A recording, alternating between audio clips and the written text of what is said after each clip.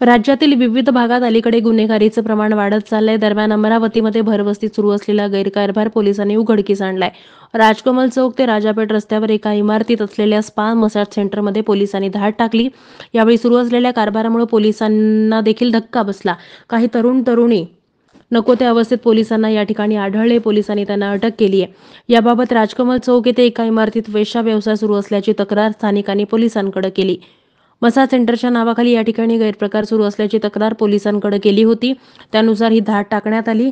या ठिकाणी तरुण-तरुणी अश्लील कृत्य करत असल्याचं दिसलं. मसाज सेंटरमधून या ठिकाणी अनेक तरुण-तरुणींना अटक केली. यावेळी मुली वेश्या व्यवसाय करत असल्याचं उघड झालं. दरम्यान पूर्वी देखील नागरिकांनी नगरसेवकाला याची माहिती दिली होती. स्पा मालकाला हा धंदा बंद करण्यासाठी सांगितलं होतं.